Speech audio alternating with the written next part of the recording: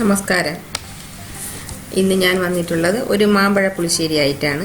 ഇത് ഒരു ദിവസം വെച്ചിട്ട് കഴിക്കുന്നതാണ് കൂടുതൽ നല്ലത്. അപ്പോഴേക്ക് ഇതിൻ്റെ പുളിയും മധുരവും ഒക്കെ ഇറങ്ങി നല്ലൊരു ടേസ്റ്റ് ആയിട്ട് വരും. ഇത് മാത്രം മതി നമുക്ക് ചോറ് കഴിക്കാൻ.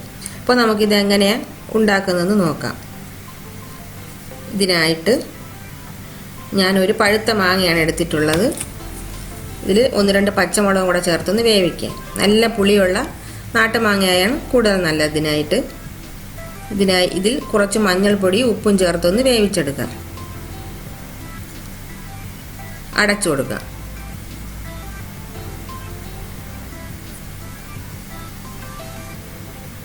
ഇനി അരപ്പിനായിട്ട് 1 കപ്പ് തേങ്ങ, കുറച്ച് ജീരകം, ഒരു നുള്ളു മഞ്ഞൾപ്പൊടി, ഇഞ്ചി, എരിവിനാവശ്യമുള്ള പച്ചമുളക് നന്നായിട്ട് ഒന്ന് അരച്ചെടുക്കാം. അപ്പോഴേക്കും മാങ്ങ നന്നായിട്ട് വെന്തിട്ടുണ്ട്. ഒന്ന് ഉടച്ചു കൊടുക്കണം. നമുക്ക് അരച്ച അരപ്പ് ഇതിലോട്ട് ഒഴിച്ചു കൊടുക്കാം.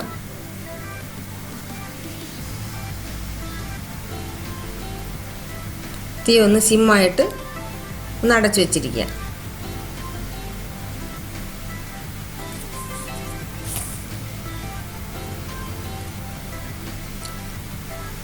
ഇനി 1 കപ്പ് തൈര് ഒന്ന് അടിച്ചത് ചേർത്ത് കൊടുക്കാം. ആവശ്യത്തിന് വെള്ളവും കൂടെ ചേർക്കാം. ഉപ്പ് നോക്കിയിട്ട് ആവശ്യത്തിന് ഉപ്പിടാം. ഇനി ഒന്ന് അടച്ച് മാറ്റി വയ്ക്കാം. ഇനി ഇതിലേക്ക് കടുക് പൊട്ടിച്ചിടാം. കുറച്ച് വെളിച്ചെണ്ണ ഒഴിച്ച് ചൂടാക്കി കടുകിടാം. കടുക് പൊട്ടി വരുമ്പോൾ ഇതിലോട്ട് ചെറിയ ഉള്ളി അരിഞ്ഞ് ചേർക്കാം. ഇതിൽ വറ്റൽമുളകും കറിവേപ്പിലയും ചേർത്തൊന്ന് മൂപ്പിച്ചെടുക്കാം. ഇനി തീ ഓഫാക്കിയിട്ട്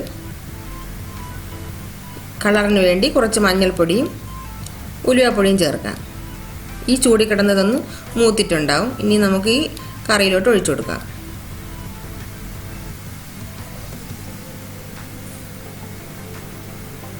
അങ്ങനെ നമ്മുടെ മാമ്പഴ പുളിശ്ശേരി റെഡി ആയിട്ടുണ്ട്.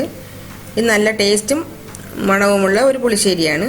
ഇതെല്ലാവരും ഒന്ന് ഉണ്ടാക്കി നോക്കിയിട്ട് നിങ്ങളുടെ അഭിപ്രായം എന്താണെന്ന് വെച്ചാൽ കമൻസിലൂടെ അറിയിക്കണം. അപ്പോൾ പുതിയൊരു വീഡിയോ ആയിട്ട് വരുന്നവരേക്കും ബൈ.